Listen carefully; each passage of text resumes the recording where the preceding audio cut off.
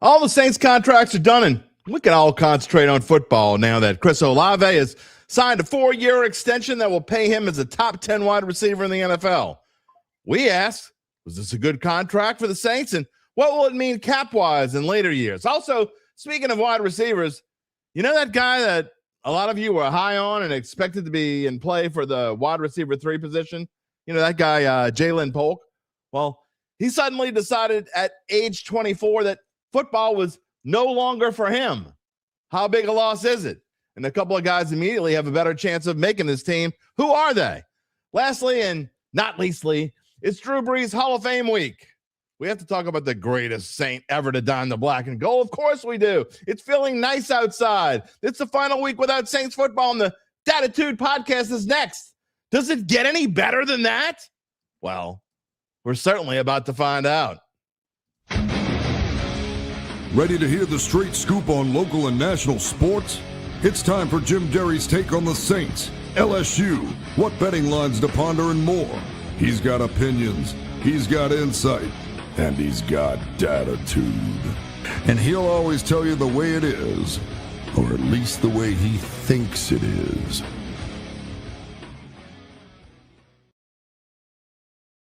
What is up this morning, Dattitude family? The furnace has been turned off, and guess what's been turned on? That's right, you got it. Dattitude, episode number 528, presented by Evangeline Securities for a Monday, August the 3rd, 2026. First show of August. In case you're new here, who am I? I'm Jim Derry, 36 years in the New Orleans sports media scene. I thank you so much for spending part of your Monday morning with us. If you're new here, welcome to the Dad family. Not only is this the first show of August, but it is also the last show with the kids out of school. They can't hear me because they're sleeping. I don't care. It's also the last week without Saints football. Sort of. I mean, this preseason, I guess it counts, right? You know? Well, I mean, I guess theoretically you got buys. You got the week between preseason, or 2 weeks between the end of preseason and the start of the regular, whatever. You know what I mean. Y'all got to get so I just said it before you could get technical about it, because I know someone out there, probably UBN, would get technical about the whole thing. But you know what I mean. You know, I know this. Speaking of UBN, before, you know, I haven't looked at a single comment. You know how I do. I wait till it's time. I bet he's starting to like freak out a little bit. He walked outside. And he's like, "Oh, doesn't feel like hell," because UBN's the devil. You know, he feels so comfortable in hell. That's when the weather is its hottest. UBN's walking outside with a pitchfork, baby. I probably shouldn't talk bad about my by far highest donor to the show, but whatever. You know how I do. I'll commit professional suicide all the time. What is special about this show? Well, apparently nothing in about 5 minutes. But right now, it's still special. You should subscribe if you haven't already done so to our YouTube channel. And judging by the ratings, you haven't. But please consider it. And if you haven't, or your friends haven't, you know what? Go give them a little whack upside the head. Let me see your phone for a second. There you go. You subscribe to the Dattitude YouTube channel. You should do it. Try it. You know what I mean. If you want to talk to me after the show, because you know what's special about this show, especially on Mondays, it's Mono-y Monday. You see it on the screen there. It's Mono-y Monday. We got a lot to talk about today, and I'm wasting time here. But you talk to us, we talk back to you. You comment in the comment section, whether it's YouTube or Facebook. Even if you're watching on Facebook, I'm going to show you a comment unless you just like talking about something we're not going to talk about today.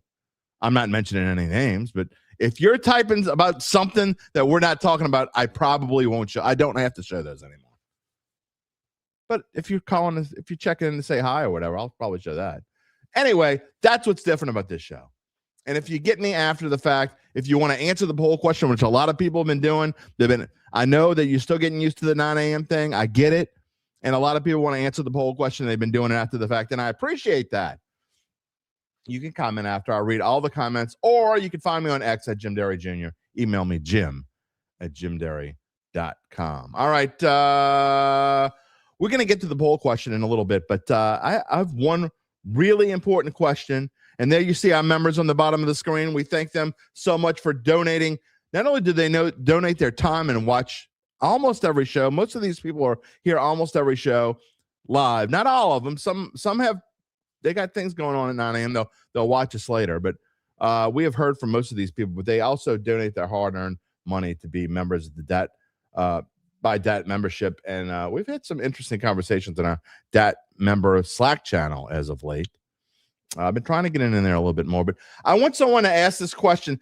Gabe may be able to answer this question. I don't know how many of you others are going to be able to answer this question. Something it was the topic of conversation in the Dairy household yesterday. I want to know, what the hell is, Gabe, what the hell is Quiet on the Creek? Do you know what the hell this is?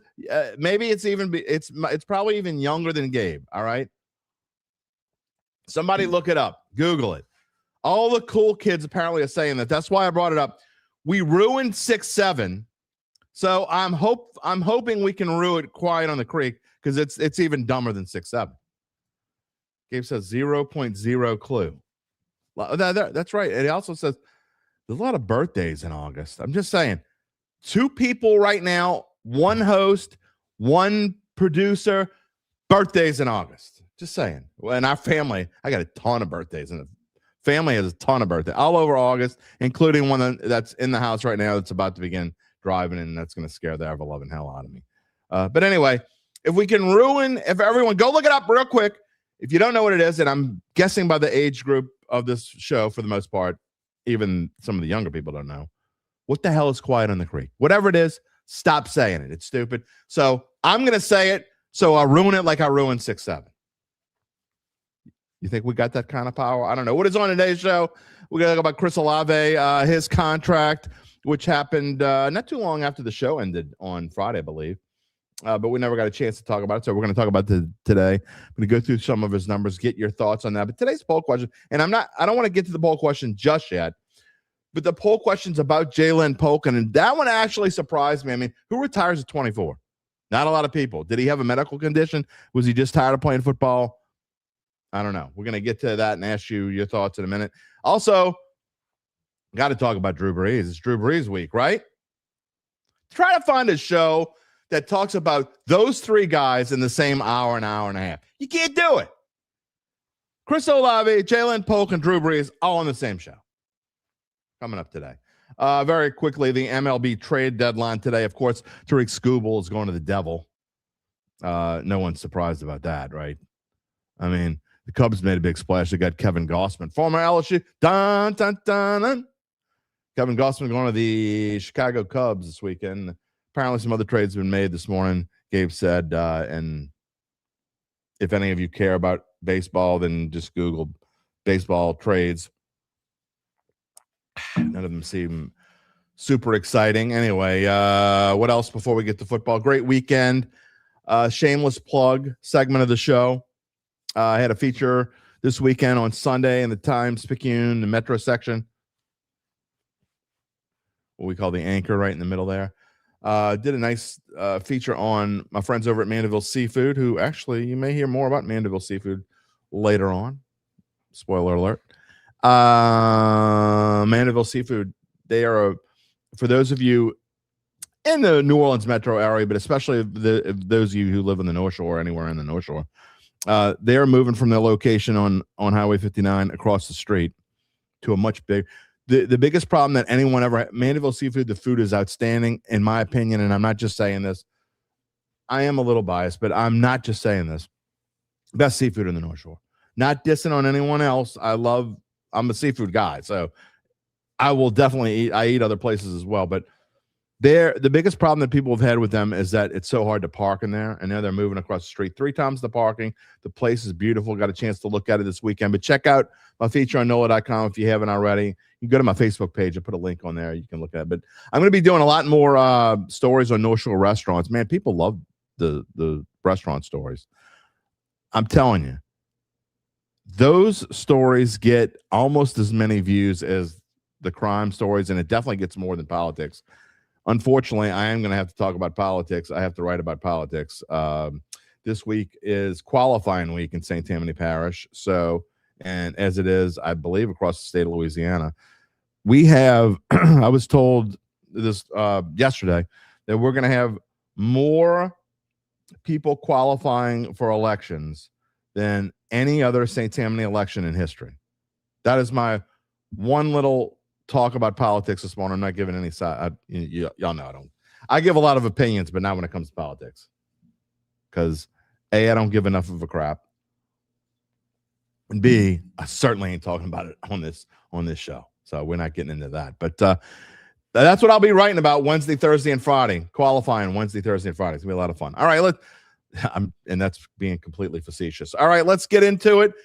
Before we get into it, I got to tell you about my friends at Evangeline Securities. Of course, they are a company that can help you decide if it's the right time to sell your family-run or privately held business. And just as importantly, they can figure out what that business is worth. If that's you, someone you know, someone you love, time to reach out to Evangeline's founding partner, Nick Braden. He's always under contract. We don't ever have a contract dispute with Nick Braden.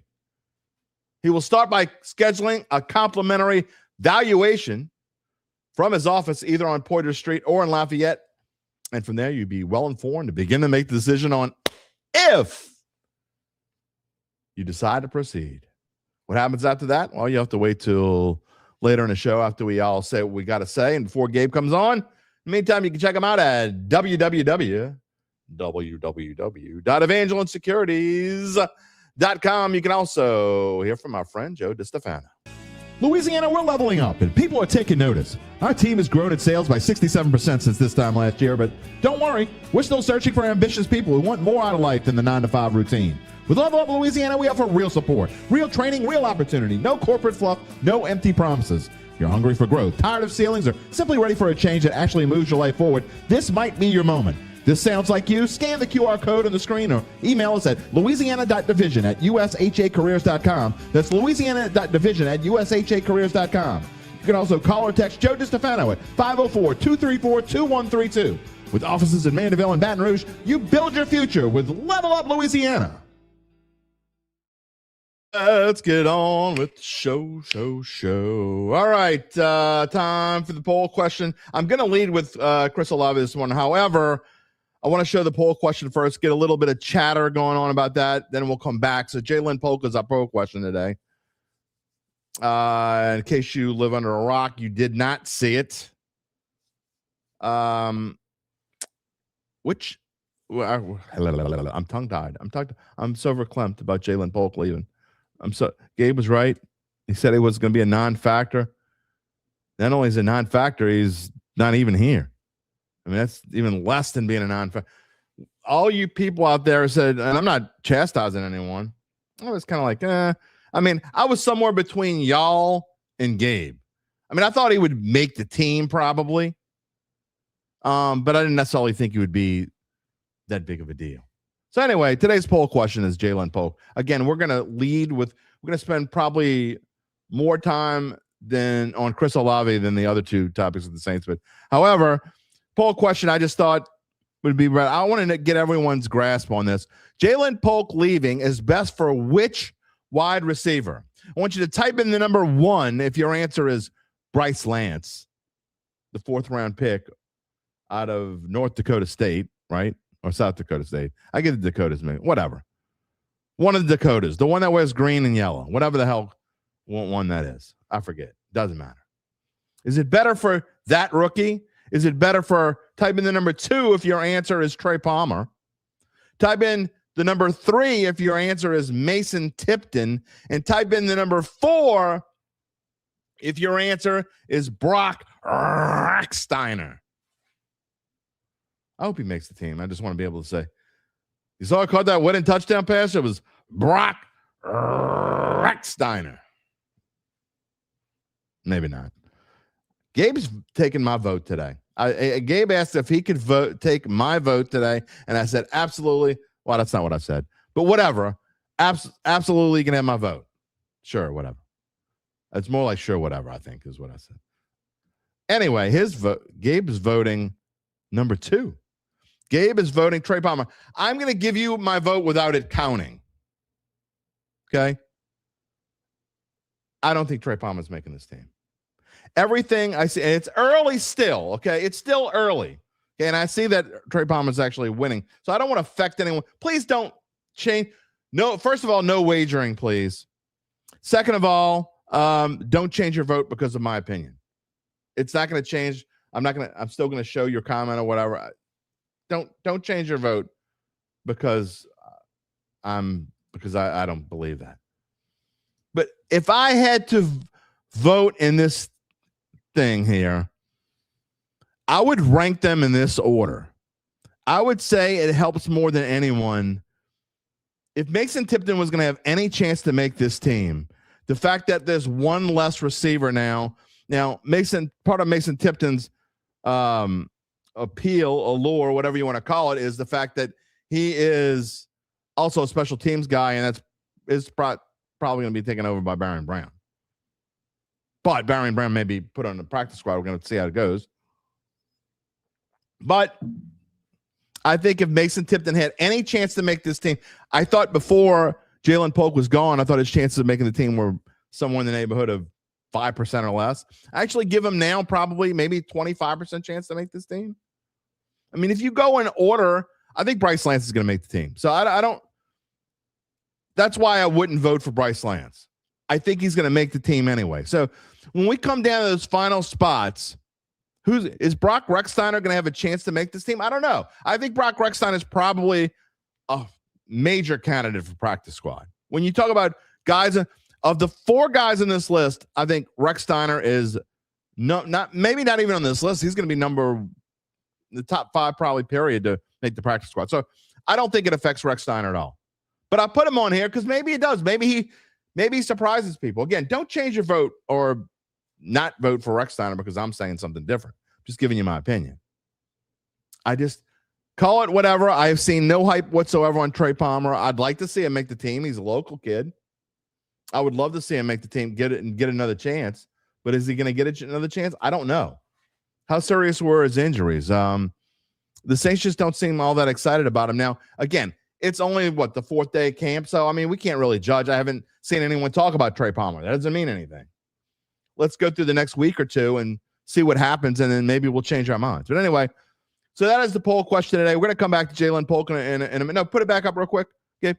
Because, again, if you want to vote, you can vote while we're talking about something else. If you type in the number, even though it's not on the screen, it will still register as a vote until we close it. Again, Ja'Lynn Polk leaving is best for which wide receiver? Type in the number 1 if your answer is Bryce Lance. Type in the number 2 if your answer is Trey Palmer. Type in the number 3 if your answer is Mason Tipton. Type in the number 4 if your answer is Brock Rechsteiner. Brock Rechsteiner. How would Dot say Brock Rechsteiner? Brock Rechsteiner. What? Did you go talk to Mrs. Rechsteiner? I mean, first of all, I don't even know if she'd be able to say Rechsteiner. By the time she got to she'd probably start choking, gagging, too many cigarettes. Brock. You know what I mean? Anyway. I got to get Dot Steiner. She's got to sponsor this show, right? I mean, you want to talk about getting free plugs. Nobody's getting more free plugs than Dot Steiner, Hart. Just saying. All right, what else? We got to get to the comments. Well, we got to start with UBN in the super chat again. $50. The devil is here. Please spend this money wisely. He might not be here Thursday because he's going to Chicago. By the way, you better bring a sweatshirt and a jacket, UBN. In fact, live TV, baby. Chicago forecast. Wednesday, high 79, low 69. Thursday, high 74, low 66. That's frigid for you. You're going to be freezing your ass off. You better bring a jacket. Quiet on the creek. Thank you, UBN. The devil. Only the devil would like to. I'm telling you, though, I walked outside this morning. I'm like, yeah, it does feel pretty nice. Jerry's here. Good morning, everybody. Good morning, Jerry. Collins Bean, good morning. Everyone, get on your tractors and mowers and listen to the best podcast in the nation. I can tell you what, per capita, nobody, and I mean no, we get more tractor riders on this show per capita than any show on YouTube, and I ain't just talking about the Saints, just in general. What do you think? Tractors, baby. You're riding your tractors. You got to listen to that. You get yourself a Dattitude mug. I know, merch. I'm not going to say it anymore. Rock, good morning. How are you, sir? Sav, putting the pads on today. I know the fans are excited about going. They got shut out yesterday. Bad weather in the New Orleans area. Yesterday morning, they had to move the practice indoors. And, all the fans that had tickets to go see him play and practice, well, they got shut out. But they'll be out there today. They'll have a lot of fun. Charles Mangus, thank you so much for the $10 super chat. We very much appreciate it. All of our regulars. Charles is always here. Thank you so much for the super chat. We appreciate you more than you could possibly know. A-Town, good morning. He says, good morning to me, Gabe, UBN, Jerry, Charles Mangus, Lance, and the rest of the Dat Pack. Cheers to a new week, new mindset, a new episode of Dattitude. 528, baby. What do y'all think about it? I tweaked the graphics a little bit. We got more of the screen because what you need to see is more of us on the screen, right? Is it still good fuzzy? It's oh, come on, man. That's all right. I guess I just can't hold my hand up. If I got to raise my hand, it's going to. Those listening to the podcast after the fact have no idea what the hell I'm talking about, but don't worry, you didn't miss anything. A-Town also says, and can't forget Rock. Who dat, Daddy? Good morning. Who dat? I know you're excited because it's football time, baby. I haven't seen you a lot lately. Who dat, Daddy? But as we get close to football season, baby, I know you're excited. Harpasani has been awake for 25 hours straight. What are you, cray-cray? He works overnight now. Woo! Graveyard shift, baby. But he's here. And I'm sure you're going to. The good news is, Hart, after we go off the air, there's about 70 and a half hours until we're on the air again. You got plenty of time to sleep when this show is over. Plenty of time to sleep. Gabe says he would love to hear Dot say, Rex Steiner's Diner. Could you imagine if there was a Rex Steiner's Diner? I like that. Rex Steiner's Diner. If he ever becomes a big deal in this town, it could happen. Good morning, S. Cali. Good morning. Cecil's here. Good morning. Found me again. He's back. Thank you, sir. Welcome back. Congratulations on continued success, making the Shaw Eagles proud. I don't know about that. And we'll say this. This shows you how desperate they are. And Shaw, they called like 38 people, couldn't get anybody, so they called me. A week from this Friday, on the 14th, I am going to be a celebrity waiter at a Shaw fundraising function. Now, that should bring in the bucks. Jim Derry, look at, he's sitting at table 36. We had to get 36 of them, and there was nobody left. We got everybody else. Apparently, Ryan Clark wasn't available. Did I say that out loud? Oh, boy. Lance! Who that daddy's also saying he drove trucks overnight for 41 years. Wow. That's awesome. You retired 41 years. You drove trucks overnight. God bless you, man. I thought I had it bad. One thing in this business that I'm in, now a lot of you know, some of you don't, that I spent about, 2/5 of my career working on a copy desk. Maybe a little more than that. Maybe more than something like that. And when you work on a copy desk at a newspaper, there are no days. I mean, you can't just, there's always a newspaper. There's always news happening. So I spent so much of my time working Thanksgivings and Christmases and New Year's Eve and New Year's and birthdays. And the day that I always took off was I did not work on Mardi Gras and I didn't work on my birthday. But other than that, I did not have to work overnight. I did work from 4 p.m. to 1 a.m. But I kind of miss those days. You know why? Because back in those days, we'd all go out after work. And let's just say we had a good time. Rocky, thank you so much. Super sticker, $2 super sticker. Thank you, Rock. And thank you for being a regular. And not only a regular, but a member, a paid member. Rock is in our members only Slack channel. Thank you so much, everybody. Love y'all. So Jay Hamilton's here. Go Saints. Who that, baby? Steel Bill. Who that? There you go. There you go, Gabe. Lance says he was wrong. Gabe was right on Polk. Hope was, man, we've been right a couple times. We nailed the Chris Olave contract, didn't we, Gabe? I mean, we were spot. When I say spot on, go back and watch before he signed. What did we say Friday? We said it was going to be 4 years between $130 million and $135 million. What was it? 4 years, $132 million extension. Gabe says he loves being right, but he hopes everything is okay with Polk mentally. We're going to get into that. Simply hope he realized that he just wasn't cut out for the NFL. You gotta wonder, you gotta worry. I mean, I am concerned for him. I mean, how can you not be? I mean, you're 24 years old. You got the world by the you know what's, and you decide to retire. You know, one thing that you could say though, by putting him on the reserve retired list, you know, maybe he just takes a year off, gets away, and then realizes next year, you know what, I want to give it another shot, and he stays in shape, and he gets a shot.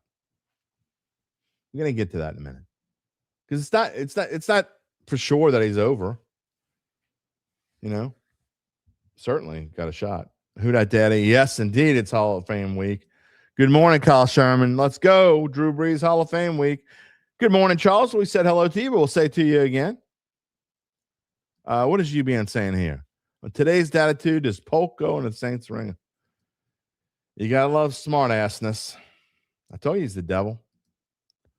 Jody's here. Hello there, Jody. What else we got here going on before we start talking about getting to it? A lot of people out there saying hello to each other. I'm with you, Charles. You can keep your 110 to 120 degree feels like temperature. I love cooler and cold weather. Me too. Me too. What else we got? Earl's Picks is here. Good morning. Logan's here. Logan Graffia. With Polk out of the blue retirement, you think Brock Rechsteiner or Trey Palmer will get that final receiver spot? I have given my opinion. Again, my opinion doesn't, in the grand scheme of things. I'm going to give Brock Rechsteiner the chances of making the active roster 0.8%. So what do you think, Gabe? That's about right? 0.8% with all the receivers that are on this list? Maybe that's a little high. Maybe it's 0.6%. I think Trey Palmer is probably in the Trey Palmer might be 50%. This is my own personal thing. Again, this is more by reading. Excuse me. God for Clem, just talking about it. This is more me reading the room. I just don't get a sense that they love Trey Palmer. I could be wrong. Again, it's so early, and they haven't even had a preseason game yet. They've had 4 days of camp. It's too early to judge. So we'll see. But it definitely helps both of those guys. But again, we'll get back to the poll question in a minute. We're going to come back to your question, Logan. I promise you. Yes, Dodgers are the reason there won't be baseball next year. They're one of the reasons. Then you can't say the Dodgers are the reason, but they're definitely one of the reasons. The Dodgers are the main reason why things need to change in baseball. You're losing people. I mean, it just is. Earl's Picks. How does Polk go from camp standout to camp standout? When was he a camp standout? They've only been in camp for a few days, Earl. I don't know. Irvin Doyle, what's going on? Irv, see you at poker tonight. The hell you doing here? Maybe give me some chips tonight. You know what I mean? Yes, you will see me tonight. I think. As Callie read the Mandeville Seafood article. Enjoyed it. So I don't know, man. I think I never understood I thought Polk was going to make this team because I thought maybe I was buying into some of what the fans were saying. Maybe that was it, but I don't know. I wasn't buying into all the hype that other people were buying into. Again, maybe it'll come back. A-Town, you like House of Seafood and Bush? Yeah, look, it's been a little bit since I've been there. A-Town, have you tried Twins Seafood? They got a buffet out there. I've only been once, and I've been on a diet, so I definitely haven't been as of late. Saturday, I went off it because I had to eat. It was the first time I ate fried food in a while, but I had some fried seafood on Saturday, and it was damn good. But you can try Twin Seafood. It's in Hustler, Louisiana, which is just outside of Ponchatoula. Check it out, A-Town. We're giving some free love today. UBN says that Dodgers are getting skeins today. Adam Varner, good morning. Glad you're here. Speaking of regulars, speaking of members, Cannon McGee, you've been here. You've just been busy. I hear you. Alvin says he drives from Slidell to Mandeville to get you seafood. Look, I love the people of Slidell, and they got some great places out there. Kenny Seafood, Cedar Seafood, but Mandeville Seafood's my favorite. Who that did? It's more than 23 people watching. And I know this was earlier. Please hit the like button. Absolutely hit the like button. Thumbs up. If you have not subscribed, please don't do so. Please do so. We thank you for doing that. But across our 3 platforms, we got a pretty good number watching us this morning, right now. What else we get before we get to talking about Chris Olave? Because I want to jump in there. Hart says Palmer's been on the roster bubble, and this gives him a much better chance of staying because they were never going to keep both. Lance was always making it. The other 2 still long shots. Here's my thing. I'm not going to, I think that's a fair take. It definitely gives Palmer a better chance to make the team. I agree that there was almost no chance that Polk and Palmer were going to make the team together.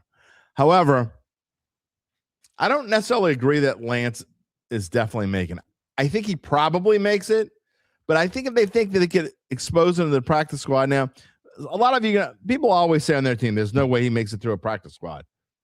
Well, I mean, some people got to make it to the practice. People can't just start adding and adding and adding. I don't know what they're going to do. Let's see how it goes. Okay. Let's see how preseason goes. But I still say that if Mason Tipton had any chance to make this team, it went from 0.8 to maybe 15%, 20%. I know a lot of people are rooting for Rex Steiner. I'm telling you, Rex Steiner right now is going to be practice squad. UBN says no wagering is out. Yeah, that's old. I know we're behind here. Trying to catch up. I promise. Earl says his vote is because of making the team. It is because it's going to give Lance more time on the field. Could be. It could give Trey Lance more time on the field. Aaron Michael 318. Glad you're here this morning. John Deere should definitely sponsor the show. John Deere and Dat Steiner. Hey, I just stumbled on something. Hey, what about Dat Steiner? You think we'd get copyrighted? Like it's too close? What about? I don't know, man. I think. Just saying. Sean, do I think the Saints keep 5 or 6 wide receivers in the final 53-man roster? I think it depends on how they feel about the tight end situation. Is Oscar Delp going to play a huge role in this team? Because if he is, then I think 3 tight ends that are actually going to play a lot and maybe play together, I think that takes 1 wide receiver off the board, don't you? My answer is, if I had to predict right now, I'd say 5.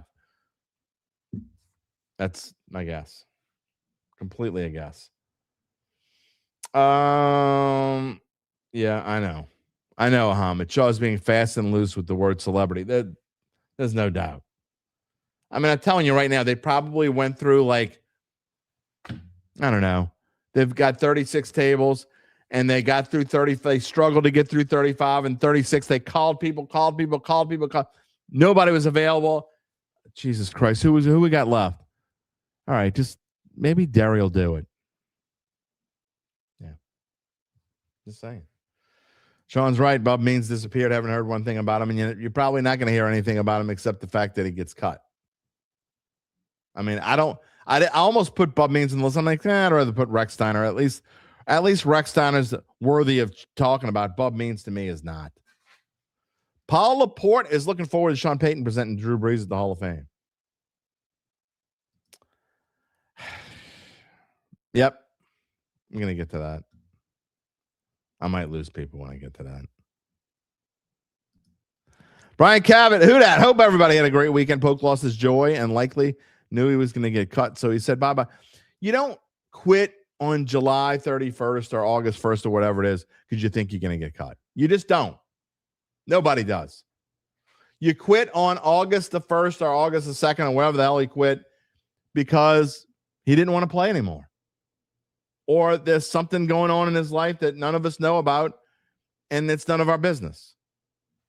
You don't quit because you think you're going to get cut. Not today. You might quit 2 weeks from now because you think you're going to get cut, but not today. You just don't. Ahmed says he doesn't think Lance clears waivers for practice squad. You don't know that right now. It's August the 3rd. I mean, I can tell you this. If Lance doesn't do anything in preseason and you don't hear about him that much, I'm not saying this is going to happen. I'm just saying if you don't hear about him a whole lot and he doesn't do a whole lot in preseason, then he's going to clear waivers and go to and get through practice squad. Tatters, where you been, Tatters? Welcome. Another DAT member. We haven't heard from you in a while. Maybe you having trouble getting used to this show. I don't know. Aaron Michael 318 says he's in a dental laboratory. I'm sorry, I've been watching too many British shows about World War II. I have no idea why, but that's what I've been watching lately. Dental lab, not on a tractor. Well, you still got time. You get out of you go get your mouth done. You run home. You get on your tractor. All is good. Yeah, Oliki Matavayo, whatever the hell his name is on the 53. He won't be. I doubt seriously. You're not going to have 4 tight ends make this team. Sorry. It ain't happening. Mr. J. Hamilton, Fant is a beast. Do I expect him to start? Yeah, I do. I'm not a huge Noah Fant fan at this point, but I do expect him to start. Brian Cabot also says his 5 or 6 receivers, Olave, Tyson, Vele, toss up for the other 2 or 3. Well, I mean, and that's another thing. If for those of you expecting Lance to make the team, then that's 4. Now we're getting a little rough, right? Let's go to this real quick. Is Trey Palmer going to make the team? Because if he does, let me call this up so I don't do this and try to. Let's say right now, here, according to our lads, which is what I like to use their depth chart because it's the easiest to read. And I also found it to be the most accurate. But right now, you got Tyson, Olave, Vele. Those 3 are locks, right? Let's just say, for the sake of argument, because I think that our DAT family is in agreement that Bryce Lance is the 4th one. So then you got a 5th spot. If only 5 people make it, okay? If only 5 was, and I think it's going to be 5 because I think 3 tight ends. You can't have Maliki making the team if you got 3 tight ends. So probably practice squad again for him. So that leaves a 5th spot if you got Tyson, Olave, Vele, and Lance. Okay, if those are 4 receivers making the team, what about Barry and Brown? Does he count as a receiver or is he special team / receiver? Does he make the team? Is it either him or Tipton? Do they count as a receiver or do they count as special teams? That leaves Trey Palmer. That leaves we forgot about Kevin Austin. You got Bub Means. You got Brock Rexsteiner. Certainly only one of those guys is making the team. Kevin Austin, Trey Palmer, Brock Rexsteiner, Bub Means. Maybe none of them. I'm telling you. Even though Polka's gone, it's still going to be a tough cut. Now, maybe a little bit different of those guys. Gabe says he thinks Barry Brown's the special teams guy. I think there's a good chance that's the case, but Barry and Brown, I think, definitely makes the practice squad if they want to do that. We'll see. But if they wanted to do that, and don't say, well, he's not going to make the practice. everybody wants to say all their guys, none of them making the practice squad. People are making the practice squad. Adam Varner, what's my thoughts on the QB2 battle? I've seen a lot of posts about it on social media. Everything I've seen so far tells me that Spencer Rattler is winning the QB2 job. However, it's August 3rd. Ask me again in a week. And my thoughts on the QB2 battle is I don't give a rat's ass. And I don't mean that to be funny, rat. Get it? I really don't care. I mean, I've said this before. I'll say it again. This team, it's not like some other teams that have a really good backup, or you got like 1A and 1B. If you got more than one quarterback, you don't have any. But I just don't think it matters. If the Saints have to go to a backup quarterback, it just doesn't matter. But that being said, I think there's more likely than not that Spencer Rattler wins the backup job. Just simply because if they're what and what, if it comes down to we're going to figure out who QB2 is, and it's a tie between the same thing I said last year. If it was a tie between Rattler and Chuck, ended up being wrong in the beginning, but Chuck ended up winning the job just like we thought he would. But if it's a tie between Rattler and Wilson, it's going to be Rattler. There's literally no reason to make Zach Wilson your QB2 unless he absolutely outplays Rattler in preseason. That's not correct, Gabe. Gabe hates when Gabe hates somebody. He just jumps. He just can't stand somebody. They suck. They're not making the team. I mean, I agree. It's probably going to be Rattler, but I would say it's 75-25. You can't say there's no QB2 battle. Neither one of them are any good. Doesn't make a difference. It really doesn't matter that much. Sean says Ross Jackson believes the Saints will keep 4 tight ends. 0.0. They keep 4 tight ends. 0. I love Ross Jackson. 0.0% chance they keep 4 tight ends. You're not keeping Muliki. You can't keep 4 tight ends on a. I get it that you're going to run more 3 tight end sets. I understand that. You can't do it. That means you're keeping 9 wide receivers and tight ends. You can't do that. You can't keep 9 wide receivers and tight ends. And then maybe another wide receiver who's a special teams guy. You can't do that. That's not happening. Now, I've been wrong before. Tedder says he'd be highly disappointed if Lance and Palmer don't make this team. Need that speed. What is Palmer? Here's my problem with Palmer. Okay. Again, I hope he makes the team because I'm always rooting for the local kid. But what happens if Palmer, I mean, the Saints have not been that high. Why did the Bucs give up on him so soon? I guess. I'm trying not to diss on him too much. But why did Tampa Bay give up on Trey Palmer so quickly? Because they did. Brown will make the team. Maybe. I think it's 50-50. I mean, everybody can't make the team, guys. All these people, blah, blah, blah, blah. This person's going to make the team. That person's going to make the team. This person's not going to be put on practice squad. They can't all be on the team. That's what I'm saying. When you get down to the nuts and bolts of it, it's going to be a tough choice. Ryan, good morning. Barry and Brown will make it. Maybe he will. You can't have Barry and Brown, 5 wide receivers, and 4 tight ends.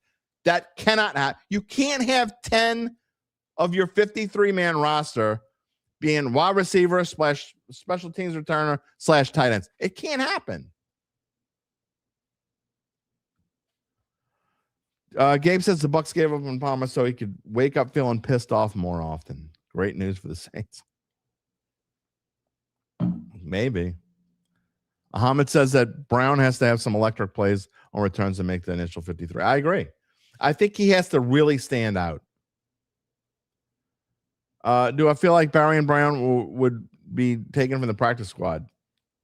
I doubt it, but it's August 3rd. Ask me that on August the 17th when we get closer to cutdown day. I need to see what's going on a little bit first. Let's see. What else is going on? I got to get moving here because I mean, we haven't even got to Chris Olave yet. 45 minutes in, and Charles says he thinks 5 receivers and 3 tight ends make the team. I think that's realistic. If you do 5 receivers and 3 tight ends, then you're more likely for a Barrion Brown to make the team, because Barrion Brown wouldn't necessarily count as a receiver, and you can still use him as a receiver, right? If Mason Tipton, I mean, I don't think Mason Tipton and Barrion Brown are going to make the team. Maybe. Let's see what happens. Let's go a little bit further. All right. Let's talk about Chris Olave a little bit and the contract extension of 4 years. Give me your thoughts on this 4-year extension. Again, it's what we talked about. Excuse me, I got something going on in here. 4 years, $132 million extension. Now that's his extension. He's still going to play. Not that it really matters because he got his signing bonus. So in the grand scheme of things, I think he probably got $50 million in the bank or whatever the hell it was. So his salary this season, which is $8.2 million, is almost, just, I don't know. Doesn't matter. So in the grand scheme of things, you got to look at what the salary is for, what they will be for 27, 28, 29, 30. This will surely, I mean, look, he'll be 30 years old in 2030. Okay. So this is almost surely going to be his one big contract. Now he may get, if he lives up to what we hope he lives up to, he may get another like 2-year deal. Who knows what the hell numbers are going to be like in 2030? We have no idea. Or 2031, I guess, because that would be the next contract going into 2031. I can't even believe I'm mentioning the year 2031 with any kind of relevance. So you realize won the Super Bowl in 2009, and we're talking about what might happen in 2031. God dang, I'm old. Anyway, guaranteed $90 million. Cap hits going forward, and I want to talk about this too. I know people don't think this is a big deal, but it kind of is. And I honestly, I don't think these are that. I think they did a really good job of spreading this out. And you know as well as I do, when you get later on, maybe you rework the deal. If Olave turns out to be that guy and you want to keep him another year or two, you probably change the cap hits later on. Steve Stokes, good deal for both sides. Good to see the Saints make a good deal that doesn't kill them in the future. Amen. And that's what I'm getting to right now. Cap hits, I don't think it's that bad. $22 million next year and 27. It's almost minuscule. I think it's like, I didn't type it in, but I think this year his cap hit is like $8 million or something like that. It's not a lot. That's almost irrelevant anyway. In 28, it goes from $22 million to $31.4 million. Still not bad. You got to realize the cap's going up every year. How much is the cap going to be in 2028? $375 million maybe? Then it goes to $35.4 million in 29. Still not that bad. And then in 2030, probably be worked by then. This is, I mean, we're talking about this. Doesn't make that big of a deal right now. $41 million. But when you're talking about a contract like this and your biggest cap hit comes in the final year when you can rework things and it's $41 million, again, you might have a $400 million cap by 2030. I mean, maybe even more than that, because you think about what's going to happen. By 2030, you're going to have an 18-game schedule. There's going to be a reworked deal between the players.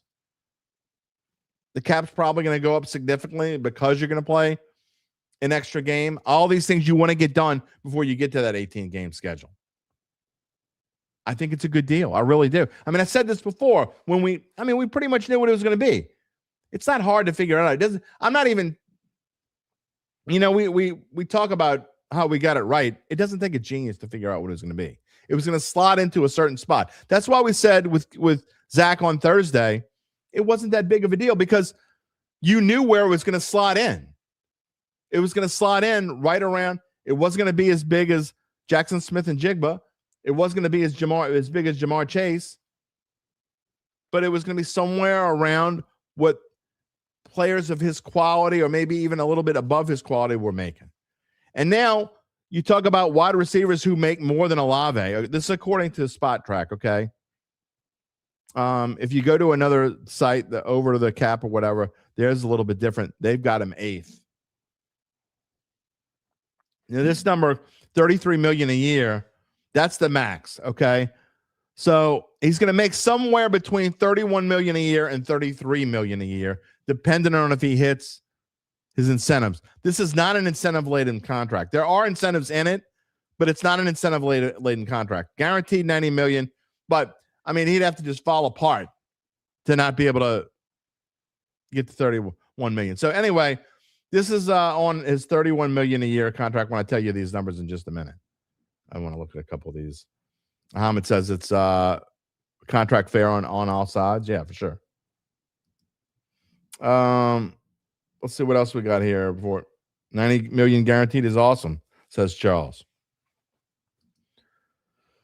And then again, I wanted to talk more about Olave, but Brian says keeping 5 tight ends and 5 receivers and Brown. You're not keeping 10. Okay, you're just not going to. You can't. You cannot keep 10. I mean, Brown, even if he's special teams ace, he's still a wide receiver. You can't keep 10 receivers and 4 tight ends. You can't do it. I mean, again, prove me wrong, whatever. But you can't do it. Gabe wants to know when he gets his $90 million guaranteed. You get your $90 million guaranteed when UBN gives us a $270 million super chat. That would be pretty cool. You out there, UBN? 270. That's all it takes. 200. UBN says it after he gets his. UBN's going to give us the $270 million super chat, and then Gabe gets his $90 million guaranteed. All right, here are the receivers. Where does Chris Olave fit on the list? Now, we've talked about where I'm not going to get into it. We're not going to spend a whole lot of time talking about this today, where we rank Chris Olave. Gabe likes to talk about this. He's got him like, I don't know, I think lower teens. I've got him somewhere around 12 or 14 right now with a chance to move up. Doesn't matter. But this is contract-wise. This is not where I think he ranks or where Gabe thinks he ranks. Or this is strictly money, according to Spot Track. This is not counting the max. So this is Chris Olave at $31 million, okay? Where does Chris Olave and his $31 million rank that contract, average per year? Well, number one, we told you the top 3. Number 1 is Jackson Smith-Njigba, $42.2 million. Number 2, Jamar Chase, $40.3 million. Number 3, Drake London, $35.3 million. Number 4, Justin Jefferson, $35 million. Now, in my opinion, those are the 4 best receivers in football. Again, you could argue it, whatever, argue away, whatever. Have fun in the comments. I'm not going to agree with you. It doesn't matter. And maybe I don't put them in that order. Maybe Justin Jefferson is better than Jamar Chase or Drake London or whatever. Doesn't matter. You got to remember Justin Jefferson got his deal before the other guys. So for a while, Justin Jefferson had the largest contract, and now he doesn't. But Smith-Njigba, Jamar Chase, Drake London, Justin Jefferson. CeeDee Lamb's 5th. If you want to, I say he's in the top. That's probably who I would put 5th, making $34 million a year. Then you go to the next set of guys, starts dropping off a little bit. DK Metcalf, he's a little bit older. Didn't have the greatest year for Pittsburgh. I love DK Metcalf. I think he's a great receiver. Is he one of the top 6 receivers in the game? I don't know. Probably not. $33 million, whatever, maybe. Garrett Wilson is number 7. Jets stink. It's so hard to judge. Garrett Wilson's a great receiver, but the Jets stink. Now, this one surprised me. I didn't realize this, but look, I think Terry McLaurin has made some fantastic catches in his career. I don't know. Is he the 8th best receiver in football? Maybe. I don't know. $32.3 million. Number 9, A.J. Brown just got his contract. There's no question he's a top 10 receiver. $32 million a year. And then Chris Olave. Does Chris Olave belong with this group? Who's after Chris Olave? Now, you got to remember, some of these guys are still waiting to get a deal. Some of them just got one. Like Alec Pierce is 14th. Is Alec Pierce the 14th best receiver in football? Hell no. Hell no. But he just got a deal because the Colts, whatever. What about Amon-Ra? Amon-Ra St. Brown. He's a top 10 receiver, in my opinion. He's not in the top 10 yet, but he will be. 12 is Brandon Ayuk. T. Higgins is 13. Jalen Waddle is 15. DJ Moore, 16. George Pickens, Jamison Williams, Devontae Smith, and 20th is Nico Collins. Now, again, some of these guys are waiting to get a new deal, and they will get a new deal, and Chris Olave won't be in the top 10 for long. But if you look at his numbers, if you take out the concussion year of 2024, and I know obviously that's a huge deal. I understand. I get it. But for the sake of argument, for the sake of what we're talking about here, if you look at his numbers and you take out the concussion year, the numbers have gone up every year. Rookie year, 2022, 72 catches, 1,042 yards, 4 touchdowns.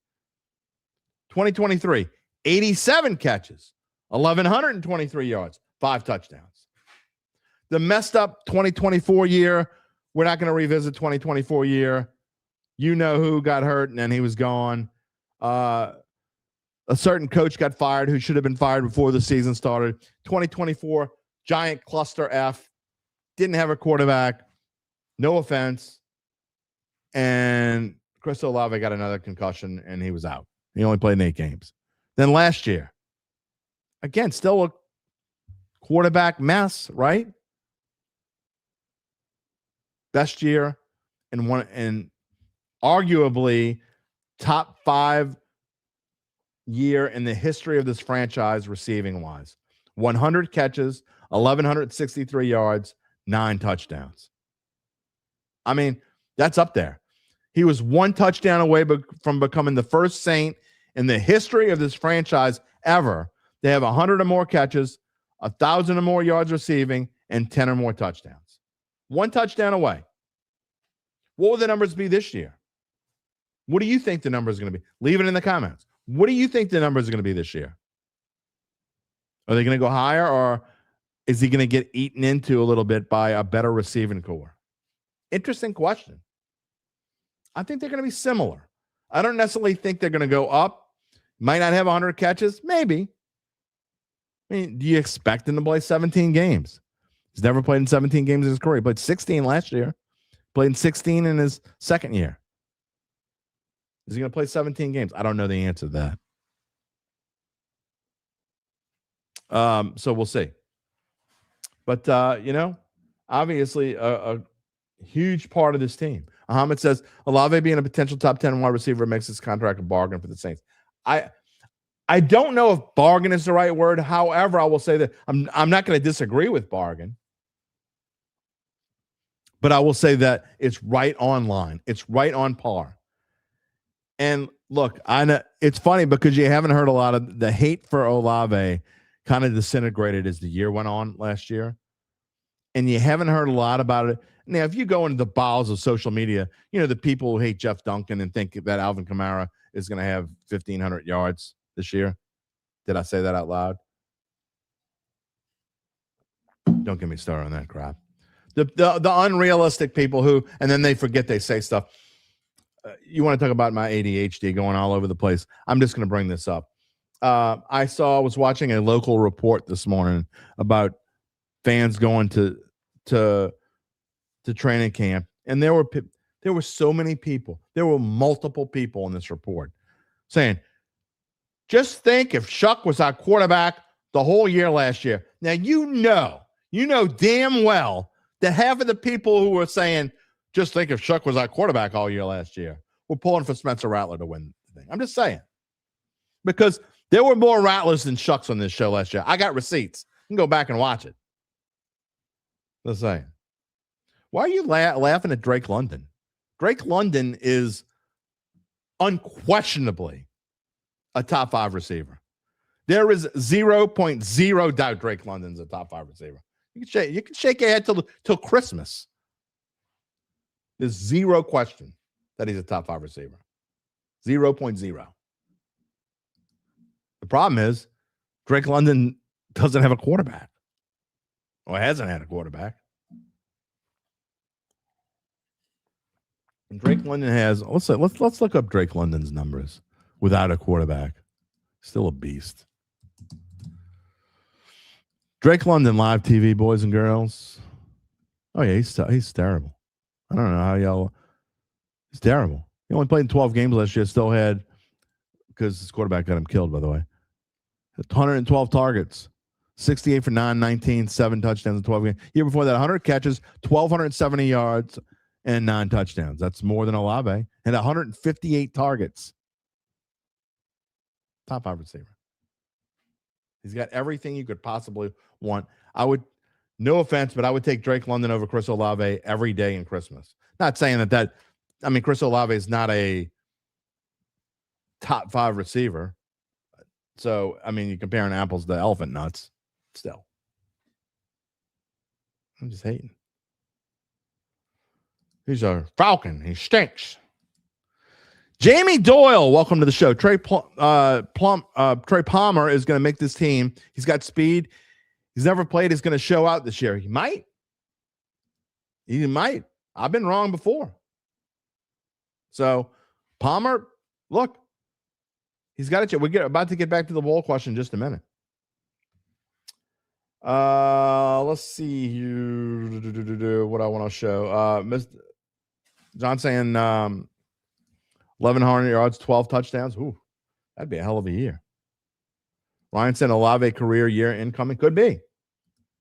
Charles Mangus says 1,100 to 1,285. Gabe, do me a favor. I know we looked this up before, but tell me what is over. If they might not be up, but if he's got over or under numbers up, I'll throw them out there. I probably should have put him in this chart, to be honest. We got a chart. If you listen to the audio only version, we got team odds right now. Wins over under still 7.5. Juice to the over. Plus 184 to make the playoffs. Plus 265 to be the NFC South champion. Please, no wagering on the show, but if you are thinking about making a legal wager and you want to bet on one of these things, do not bet plus 184 to make the playoffs. As Gabe said earlier, you would bet NFC South champ. Lance, you're just hating because it's the Falcons. F London. I'd take Olave over him every day and twice on Sunday. Olave gets open. Drake just bodies people. Drake London 100% is a better receiver than Chris Olave. That's not taking anything away from Chris Olave. Again, you just hate Drake London because he wears red and black and he's got that bird on his helmet. I understand that. I get it. Earl's pick. Now that's Lamb over London. I could see that. I mean, I don't necessarily disagree with that. Let's see. Ryan says London over Olave and London better than Lamb. It's a maybe we'll have our wide receiver rankings. We'll do it the same day we do our quarterback rankings. You know, we didn't get to that today. We just got too much to talk about. All right. No way Puka's better than London. Hell no. Puka's not better than London. All right. Olave is thanks, Gabe. Minus 120 to have more than 1,000 yards. Juice to the over. I mean, that's not a value bet. No over under yet, so you can't bet the under. That's a no bet for me. I think he's probably going to go over 1,000 yards, but I'm going to be honest. I mean, you still have to worry about the injury factor. Is he going to play 16 games? Those sorts of things. Yeah, we'll talk about it more when Gabe comes on. I want to come and move on because we got to get rolling here. I got some other things to talk about it this morning. We're going to come back to Olave, and again, we'll talk about these things when Gabe comes on in a minute. But feel free to leave your comments about this. Hart said he will place London over Olave. He gives him some of his money. Same applies to Olave over London. Well, I don't get it. Am I misunderstanding that? I don't understand that. I will tell you this right now. If anybody wants to have a fun, again, I'm not rooting for this to happen, so I would hope you would win. But London will have better numbers than Olave.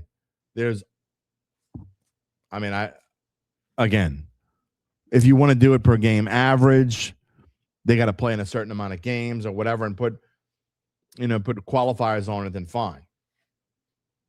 And amen, Kyle Sherman. This is absolutely part of it. Kyle Sherman says you can't coach height and wingspan. That's what London has over Olave. So in the grand scheme of things, are they just as good? I mean, Olave makes some fantastic catches. So does London. So maybe they're just as good as one another, but London beats him because of his size and wingspan. Hart says he's saying he wants one of those receivers to bribe. Oh, I got you. And Earl, you're right. You were saying you were 100% a Shuck guy from last year. I know some people were, some people weren't, though. Just saying, we got receipts. Do we need to go back in the receipt file? I don't know. All right, I'm going to come back again. I'm going to come back to Olave when Gabe comes on, but I want to talk about. Let's show the poll question again. I want to get to Ja'Lynn Polk. What does it take for a 24-year-old with a golden chain? I mean, you talk about chances of a lifetime. I mean, how many people will get a chance to do what Ja'Lynn Polk was doing? Not many. Today's poll question: Ja'Lynn Polk leaving is best for which wide receiver? If you haven't already voted, please do so now. We're going to close in about 2 to 3 minutes. Type in the number 1 if your answer is it gives Bryce Lance a better chance. Just type in the number 1. Nothing else. Your vote will not register if you do anything else but type in the number. Type in the number 1 if your answer is Bryce Lance. Type in the number 2 if your answer is Trey Palmer. Type in the number 3 if your answer is Mason Tipton. And type in the number 4 if your answer is Brock Rexsteiner. Rexsteiner's Diner. They should call him Diner. Just throwing it out there. Again, Gabe's vote would be for Trey Palmer. My vote would be for Mason Tipton. Now, I don't necessarily think I would think Mason Tipton's going to make the team, but we're asking the question, what is it? Who is this best for? And the reason why I say Mason Tipton is because I think Mason Tipton had almost no chance to make this team before. Now, I think this gives him a better chance, and it helps him.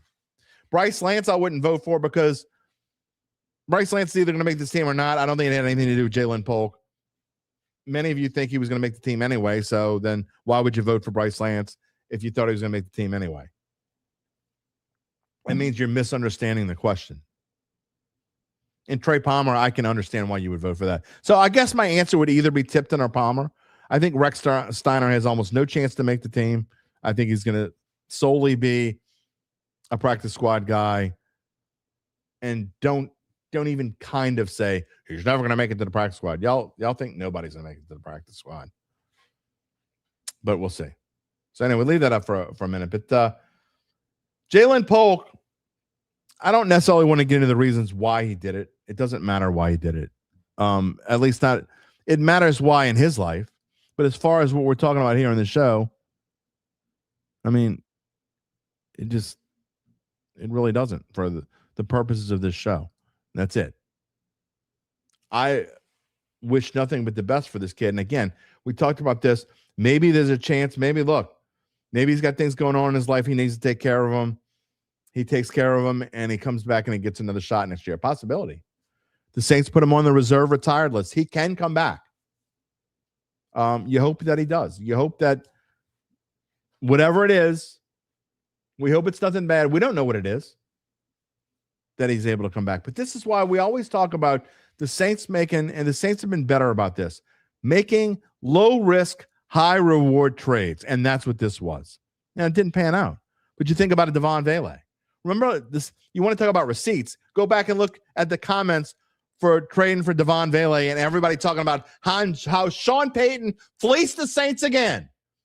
Sean Payton just destroyed the Saints. What are they doing, Mickey Loomis, you idiot? How dare you trade a pick for some guy named Devon Vele or Vele or Vele? Remember that, Gabe? That worked out pretty good, didn't it? Now you're talking about a guy who's going to be your number 3 wide receiver. So the Saints have been, again, this one doesn't pan out. If you make 4 of these trades, the Saints traded, let's see, they traded their 6th round pick next year in the 27 draft, and they got back Ja'Lynn Polk and a 7th round pick in 2028. You basically didn't trade anything. I mean, that's all but trading nothing to get Ja'Lynn Polk. And so he never played it down for the Saints. But you didn't know that at the time. I mean, you were fishing and you caught one you caught one. This is a guy who had 69 catches for 1,159 yards, 9 touchdowns in 2023 for a Washington Huskies team that went to the national championship game with Michael Penix. You're talking about the number 2 receiver on that team. Who, is it worth a flyer? Sure. I mean, Again, he could come back. But I thought it was a good deal for the team then. I still think it was the right move to make. Again, go back and look at what the Saints did with Devon Vele and all the comments that we got here in the show. Maybe I ought to go cut a clip and show them on Thursday. Because there were a lot of people hating on that move. Will he ever play a game in the NFL? I don't know. Again, I mean, New England knew something. I will say that you don't give away a guy like that if you don't know what's going to happen. What did he do in New England? He played in 15. By the way, I mean, he played for a team that was a mess. Gerard Mayo was one season there. Drake May didn't start. It was kind of like Shuck now. I mean, Drake May didn't start until I don't know what game he got in, but he probably played in a couple more games. Let's look. Live TV, Derry. He played in more games, I think, than Shuck did in his rookie season.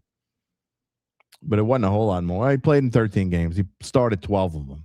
So he played most of the year. Jacoby Brissett started the other 5. But, Ja'Lynn Polk only had 12 catches for 87 yards. He was I mean, it's another thing. You're targeted 33 times and you only make 12 receptions. That's not good. He did have two touchdowns.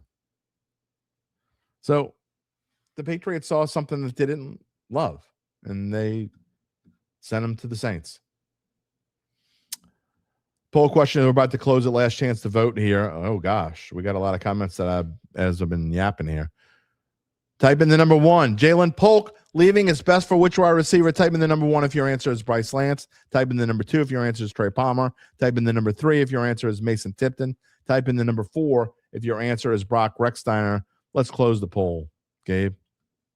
Final numbers. See how many votes? We're doing better than about the normal amount of votes. Not bad. Poll is closed. You can continue to vote with your comments online if you wish to. Trey Palmer wins. 50% of the vote.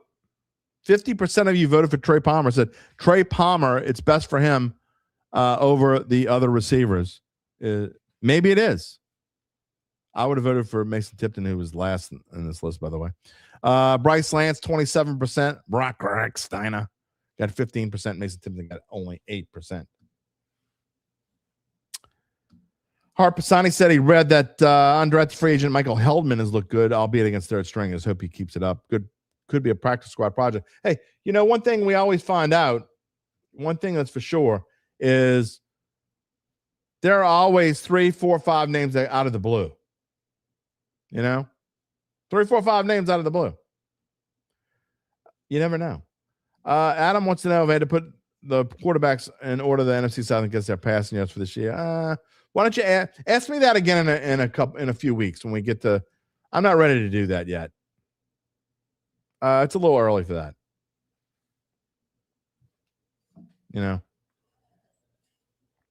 I want to see, first of all, is Baker going to hold a chip on his shoulder and play with a chip on his shoulder? Or is this going to be like, I don't want to be here? I don't think that's Baker's MO. But I kind of want to see how this plays out a little bit. I want to see how his work with the receivers happen. Lots of things I want to see. Is Tua going to keep the job all year? I don't know. Maybe.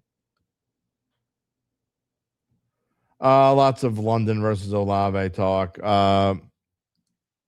Brian says he'd take London over Olave, but Olave has the potential to be better because look who's throwing the ball to him. I mean, why? I think Tua's just right now blasphemy. It's blasphemy. Close your ears when I say Gabe, watch the numbers tank when I say this. If Tua plays the entire year, Tua and Shuck are going to have very comparative numbers. Would not surprise me at all. In fact, I would predict it actually. If Tua plays in 17 games, I know that's not likely. But I don't necessarily think it's likely Shuck plays 17 games either. But if they play the same amount of games, I think Tua has more yards than Shuck. I really do. Gabe says he completely disagrees on the wide receivers, only as good as quarterbacks throwing them. Andre Johnson is Hall of Fame. Andre Johnson was a good quarterback. I'm a good receiver. Kyle Sherman says Bryce Lance largely has the largest catch radius of all Saints receivers, and maybe he's the fastest. Put some pounds on that kid. He's a steal. I've been saying that. I definitely think he's going to be a steal. Welcome, Cheshire Cat. I haven't seen you in a while. Steve Stokes, are you talking about Olave? How long is his contract? What can we get for him if he comes back and goes to another team? Oh, you're talking about Polk. If you're talking about Polk, his contract was almost negligible. I'm sure he's making the minimum. But we do this on live TV because we love you. 4-year, $9.7 million rookie contract. So he was only in the second year of that, right? 20. No, I guess he would have been in the third year of it. But it's now voided, so it doesn't matter. It's voided. It doesn't, because you don't get your contract when you retire. So he gets nothing. But when he comes back, I would assume he would just go back to that contract if he wanted to come back. But he has made, how much did he make? He made almost $5 million in his 2 years in your answer. But so he's not going to be, whatever. It doesn't really matter. If you're talking about Olave, it's a 4-year extension through 2030. A couple more comments. Got to get to Gabe, and I want to talk a little bit more about. Talk a little bit more. Good morning, Randall. Where you been? I haven't seen you in a while. Good morning. Glad you're here. Hope everything's all right. I know this new time is a little weird for some people. Oh, I'm glad you brought this up, Sean. What do I think about why is it news, by the way? I've seen this, and it's written almost the same way everywhere. The Broncos are. That's not how they. Let's type this in. Let's do a Google search on Taysom Hill and see how it comes up. News. What are the news? Sean Payton considers bringing Taysom Hill to Broncos. Here are some of the headlines. Sean Payton doesn't close the door on Taysom Hill. Broncos, Sean Payton sends clear message on Taysom Hill reunion rumors. Oh, that was actually let's see what this says. Maybe he said something this morning that we didn't see. He says, quote, says something clearly. That's not clear. I just fell for clickbait. I can't believe it is that. I think we would definitely look closely at. I mean, whatever. Then you got somebody saying Taysom Hill might go to the Titans. Look, I said this the other day about Taysom Hill. Sean, by the way, says he says in previous shows because I said 0.0 shot. I never said 0.0 that he gets signed. I said 0.0 he will have any impact on any NFL team, including the Denver Broncos. Yes, that is 0.0. 0.0% chance that Taysom Hill has any realistic impact on any NFL team. I don't think Denver is going to sign him. But my question is, why the hell is it news that Sean Payton's, I'm going to consider signing Taysom Hill? Well, no shit, Sherlock. You consider everyone. Get out of here. I don't think he's going to sign him, though, is the answer. I mean, he could. But does he make the team? He could sign whoever he wants. You got 90 people on your roster. Sure, sign him. Is he going to make the team? Is he going to keep a roster spot with Taysom Hill? No. Nothing. And look, y'all going to take this the wrong way. Like, you idiots who think I hate Alvin Kamara. Idiots. Anybody thinks I hate Alvin Kamara is an idiot. Same thing about Taysom Hill. If you think I hate Taysom Hill, you're an idiot. But what I'm saying is he's not worth anything. He's a 35, 36, whatever the hell he is, old. I think he's 36 now, with bad knees. He barely made it through last year, and good. Give him props and give him kudos for being able to come back. I love what Kellen Moore did last year, kind of let him go out on his own terms and had a decent game. But you think about the 3rd and 1s and the 3rd and goals and the 2nd and goals at the 1-yard line that was like automatic touchdown, automatic first down before with Taysom Hill in the game. They weren't last year. And the reason why they weren't is because he turns 36 on August 23rd. So he's 36 in football world. He's not making anybody's roster. And if somehow he does make a regular season roster and is playing week 1, he will not be an impact for anyone. And he will get cut shortly after because whoever would pick him up would realize that they need that roster spot for something else. Apathy wants to know, would Polk have even made the team? Yes, he would have. Sounds like there are tight end packages being seen at camp that look similar to what the Rams are doing. I think that we talked about it. There's a lot of talk about Mike Detillier was on the show a couple weeks ago talking about the three wide receiver sets. Dude, I'm not getting into the Tua talk. Y'all can talk about Tua amongst yourselves. If Tua plays entire season, which I don't know if he will or not, if he wins that job, like really wins it, not just wins it because Michael Penix is there, y'all can hate on Atlanta all you want, okay? If Chuck wasn't here and Tua was here, y'all would be loving on you some Tua. Tua is he's going to have such a fantastic thing. There you go, Ryan. Host of the Dattitude podcast, hates babies, puppies, Kamara, and now Taysom. Show us. What is wrong with y'all? I tell it, people, man, they don't like when you tell it like it is. I'm not talking about my regulars who know who I am and whatever.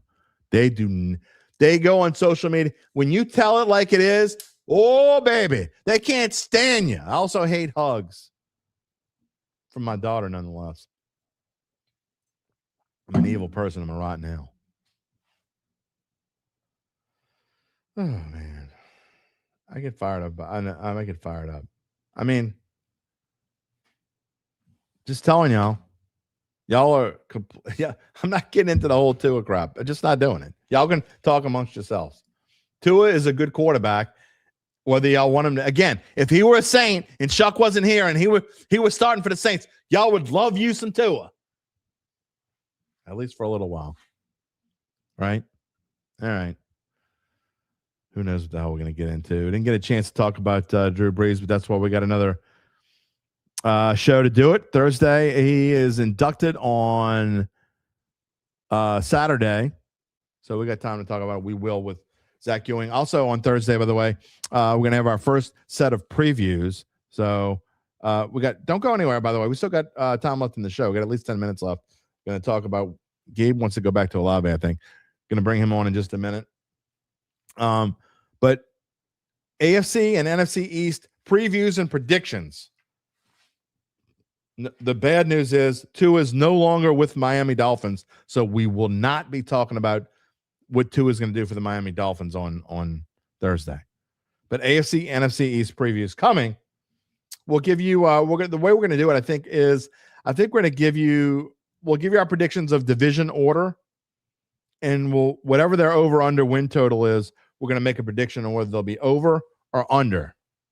That's coming up with Zach, and Gabe can throw in his 2 cents on Thursday coming up. And we're going to do that every Thursday for the next 4 weeks until we get through the AFC and NFC South on August. I think it's the 27th. Someone's birthday is on a Saturday. So, yeah, it's got August 27th. Must be that last Thursday. All right. We told you earlier, we're letting you know more about how Evangeline Securities can help you figure out what your family run or privately held business may be worth and whether it's time to sell. Maybe Rex Steiner ought to think about one day Rex Steiner's Diner will be selling. He's going to call. You know who he's going to call. He's going to call Nick Braden. How do they do it? How do they tell you or give you their opinion? How do they figure out whether it's time to sell? Whether it might be worth it. They don't tell you to sell. They just give you their advice. They tell you this is, after they go through it, they give you a complimentary valuation of your company.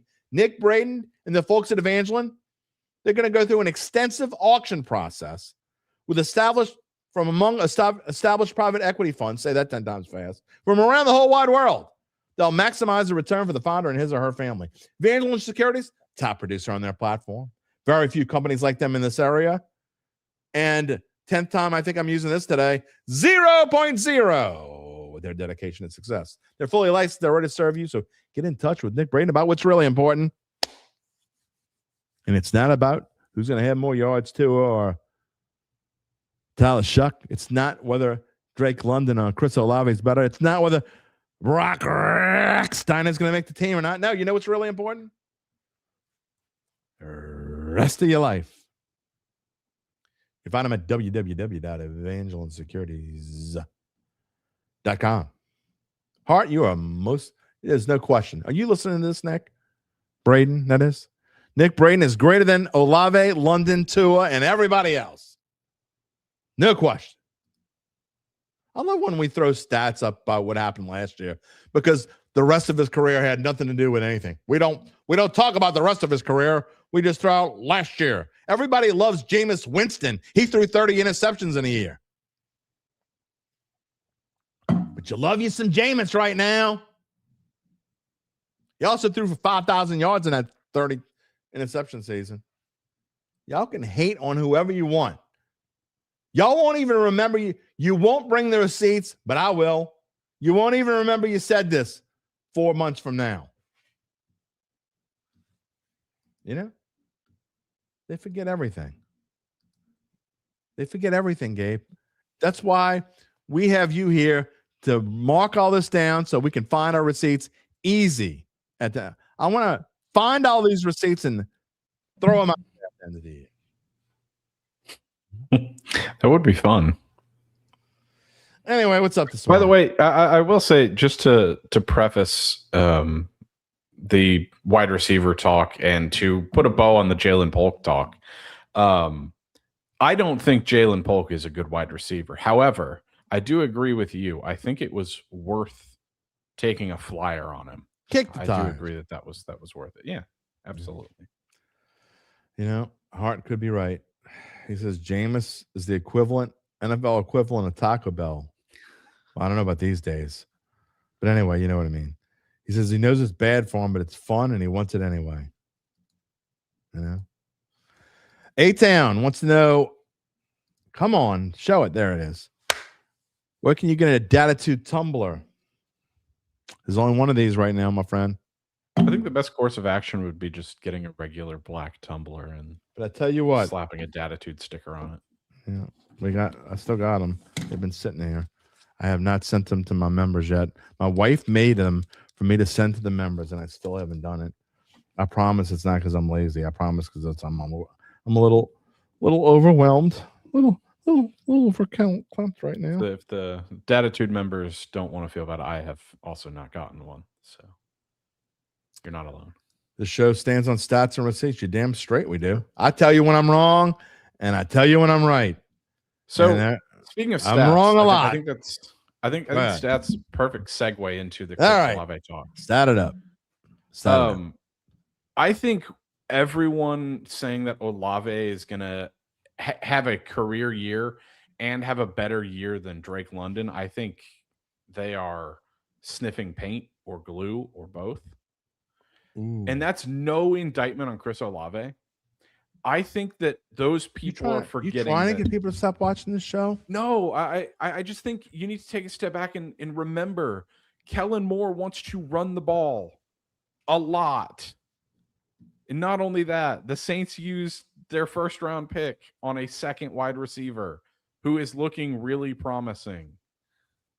So the reality is you can't have Tyson, Olave, Kamara, Etienne, Vele. You can't have all of these guys go after or go over. Don't forget Bryce Lance, who's definitely making the team. Lance, and another Arian Brown and Trey Palmer. I mean, the reality of the situation is you simply cannot have all of these guys put up career years. And that's not to say that they're going to be bad. They can all have good seasons and not have career years per se. So that's why, as you alluded to, I wouldn't bet Olave at -1. You can't bet it. I mean, you can do whatever you want. It's too hard to bet. I mean, absolutely would not.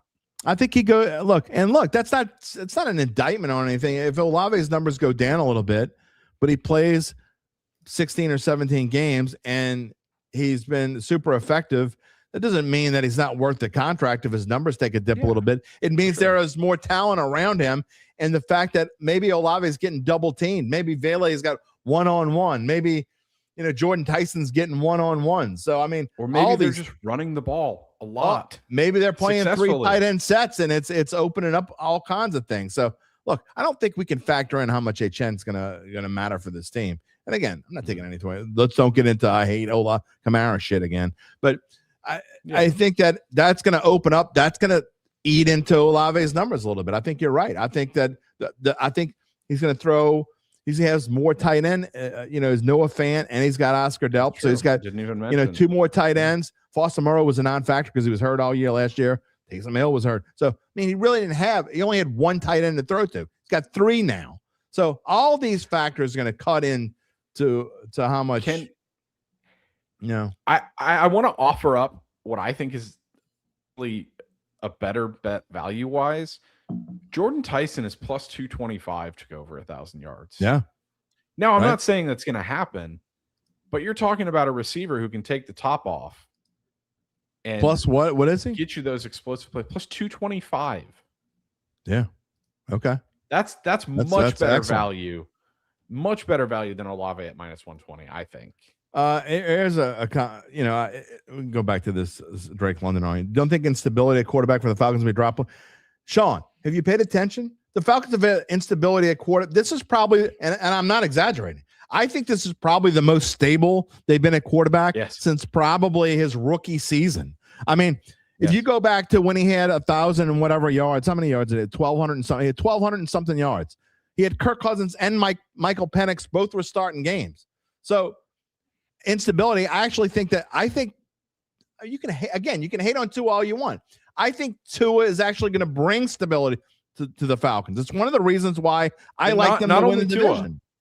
Not only Tua. Jim, they're coached by Kevin Stefanski, who's perhaps the best offensive mind other than Andy Reid in the game. And this decision that they're made right now, and Michael Penix, we're not sure you're healthy. Give me a break.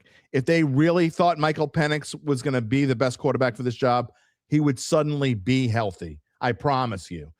There's a reason why Tua is going into the season. Tua is going to be the quarterback in week 1 because they want Tua to be the quarterback in week 1, and they want him to be the quarterback in week 17.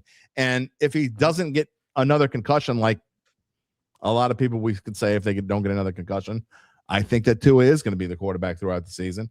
And if it's Tua, let's just say, hypothetically, if Tua and Chuck both play 17 games, I'm not trying to hate.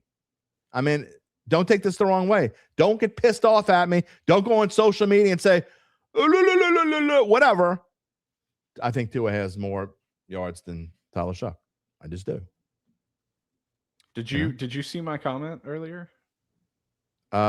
Which one? I saw the one where you put them in order. Yeah, I put them in order. And did you see the order I had them in? You had Tua before Shuck. I know you agree with me. I did. You can't say that. I completely agree with you. It's just this is the passing yard order. People might think that because the comments came from different platforms, so they might not. I don't know. I wouldn't necessarily put them in that order, but it's not a bad order. I think I'm not saying that this is the order of quality of quarterback in the division. I'm saying this is the passing yard order, I think, for next season. Yeah, I think it's fair. I really do. Because like I said, Kellen Moore emphasized, I believe he was on with Kay Adams the other day, or maybe it was NFL Network in general. Wait, hold on. He emphasized the fact. I hate to interrupt. I got an announcement to make. This is important. We got a brand new member. Brian Cavett has been a regular forever. Just became a member of the Dattitude podcast on YouTube. Thank you so much, Brian, for all your support throughout at least the past 2 years. And now you're a member. We thank you so much. Appreciate you. And go back to your thought. I believe it was Kellen Moore. He said on NFL Network or on Kay Adams show. I don't remember. I apologize for that. He emphasized, we want to run the football. We really do. Right. And I think that's, people don't realize Kellen Moore wants to run the football a lot. I agree. That's why I'm not rushing to the window to bet any Tyler Shuck or Chris Olave props, because I don't know. It's not like last year. Last year, Tyler Shuck was throwing the ball 40 times a game. You're not going to have that this year. The Saints have a much more stable offensive line. They've got a much better backfield.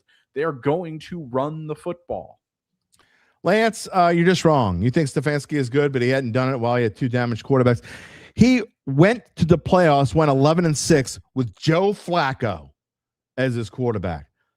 58-year-old Joe Flacco was his quarterback, and he still took the Browns to the playoffs. If you think that 58-year-old Joe Flacco from 2023 is better than Tua Tagovailoa right now, then go invest in birdseed, sit your ass on a park bench on a Sunday during the fall, and feed the hell out of the pigeons. They will love you because Also, you don't know what the hell you're talking about. Just saying.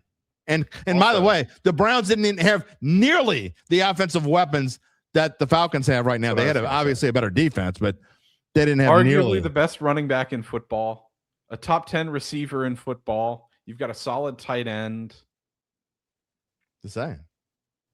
The offensive line might not be as great, but all right. Anyway, we got to roll here. You got any final thoughts before we get moving? Because it's my fault for stealing time from you, but I wanted to talk more Drew Brees, but yeah, I gotta. Let's and here's just to answer. Yeah, you got time. I think because that's what he did in Philly. And in LA, they ran the football a lot, and I think that's what they're going to do. And I think Tua is also throwing a lot more because I think the Saints' defense is better than the Falcons' defense. I think Bijan, the Falcons are going to be trailing. And remember, as good as Bijan is, they don't have Tyler Algier this year, so that's he's actually he was named for everyone who wanted Jeremiah Love. Tyler Algier was named RB1 on the first depth chart for the Arizona Cardinals. Wow. That'll stir some controversy for them Cardinals. But look, again, as good as he is, you don't have Tyler Algier. You're missing a big piece of your puzzle that's made him successful. I do think they're going to throw the ball a lot more. They're going to throw the ball to Bijan out of the backfield a whole lot more. Hart's talking about Social Security collecting AARP membership and having Joe Flacco. I have one of those three things. I have an AARP membership. I don't have, not collecting Social Security just yet. Getting there. All right. We're going to have fun on Thursday, starting our predictions and picks. So have your, even though, I don't know, maybe we'll throw you on there at the last second. And so we're going to put our picks in order in the AFC and NFC East, 1 through 4. And then we're going to do the over under all at the same time. You got a few days to feel about it, to think about it. So I think I already know the order of my East. I know, but it's too easy though, isn't it? I mean, who's not going to put Buffalo first? You're not? I don't know what I'm doing yet. It's hard not to. I don't think Buffalo is going to be as great as people. Have you seen their safety situation? Yes, I have. They were starting CJ Gardner-Johnson. I know, but he was carted off the practice field the other day. Here's what scares me about Buffalo more than anything is, and I know Joe Brady. I loves them some Joe Brady. But you're talking about a rookie.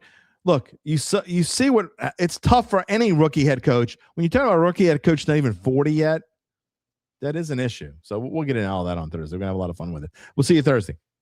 I completely agree with you. See you Thursday. Yep.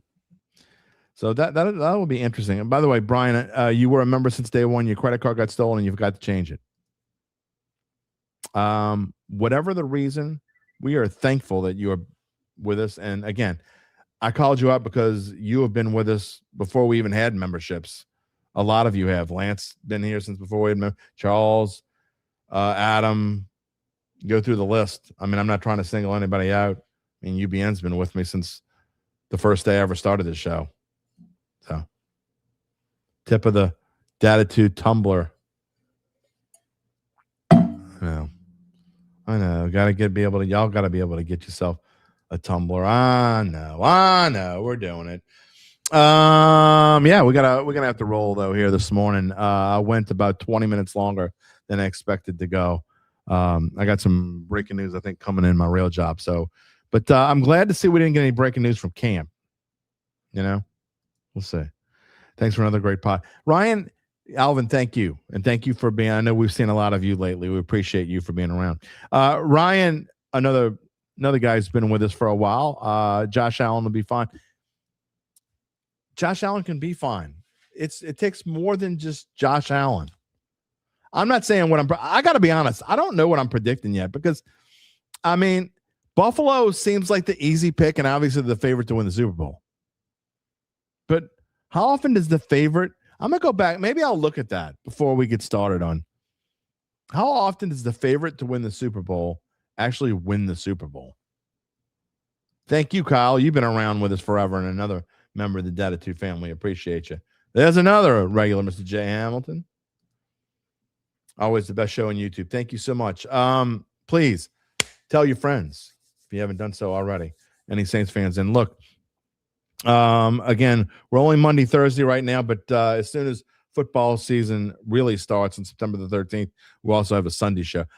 That Sunday, live Sunday show on Sunday morning at 9 a.m. is going to be fun. It's going to be a lot of fun. Who Dat Daddy, thank you so much. Cheshire Cat, glad you're back.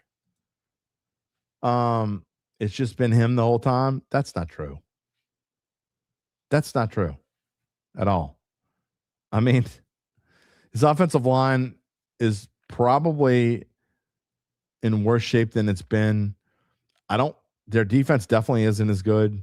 They didn't have a rookie head coach. They have a coach who, I mean, I didn't love McDermott, but and I thought he was pretty good. I don't know, man. Even when we disagree on wide receiver tight end numbers, 10 it is, says Brian. We don't have to agree on the show. See, that's the last thing I'm gonna close out with this before I go bye-bye. I say this all the time. And the regulars here, and the reason why they keep coming back is they realize this. You go into social media, and the people who watch other podcasts, I'm just not going to mention any. I don't need to mention any names. But the people who watch certain podcasts, it's like the same reason why people watch certain shows on TV because everyone wants to agree with what they listen to. Why would you want? That's so boring. Why the hell do you have to listen to why would you want to agree with everything that a host says or doesn't say? I'm not saying you don't want to listen to somebody who you never agree with. You don't want to listen to someone who's completely different viewpoints than you do. I mean, I get that, but we have a conversation here. That is what's different about our show. And I see the numbers starting to go down here. That's what's different about our show. We all have our own opinions and we all talk about them. And I love that. I love hearing from I don't think I'm disrespectful to some of your opinions. Maybe every now and then I give Lance a poke. Maybe every now and then, I call UBN the devil.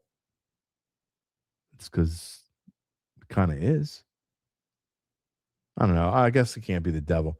Devil wouldn't be like hugging and sending out photos of his dog and text with hugging his dog and putting his dog in little LSU costumes. So there's that. 8-10, we will see you on Thursday. Anyway. Charles Mangus, we hope you're feeling better. Last comment of the show. I had to go in an ambulance emergency room last Friday, AFib, and he probably. Sorry to hear that, my man. We hope you get better. We hope you're feeling better. I mean, obviously you're feeling better here this morning. Don't get too fired up about what we're talking here then. It's not that important. That's another thing. What we say here is really in the grand scheme of things. It's not that important, right? It's like you're all at my house in the man cave and we're all just talking about football, right? And it's like we would do. And it's not all men, by the way. S. Callie, Musette, if you're back there, Jody. Whatever. We're all sitting on the couch and we're chatting about football and they're like, whatever, man, whatever. You know what I mean? That's what we do here. That's what's fun about this show. Anyway, we'll do it again on Thursday. Zach's going to be with us. Again, NFL previews begin, AFC and NFC East. What are your predictions? Bring them with you. In fact, I could tell you, maybe that'll be the poll. Maybe we'll have 2 poll questions, Gabe. What do you think? We'll have to do AFC East and NFC East. Oh, can you do that? What if they type in 1? I'm going to have to find a way to – I'll figure out a way to do it in 1 poll question. I don't know exactly how, but that is what Thursday is going to be. Of course, we're going to talk about Saints news. Of course, that's going to be – we'll spend plenty of time talking about Saints. Zach and all the guys at NOLA.com and all their continued Saints coverage. Make sure you check them out. Gabe was here. Thank you, Gabe, for always being back there. And the Dattitude family. We thank you all. Reminder again, one last time, subscribe to the Dattitude YouTube page. Click the little bell to receive notifications when we go on the air live. Tell your friends. Tell all your friends. UBN is the devil, Lance. He's like that Victoria Vaughn, the devil. Maybe we'll start calling UBN Victoria Vaughn. That's what he is. You can also find us wherever you get your podcast, including Apple. Why wouldn't you? Including Apple, Spotify, and many more. Have a fantastic few days, everybody. Make sure you keep your eye on what's going on at Six Camp. We'll talk about it on Thursday. And until then, take it easy, my friends.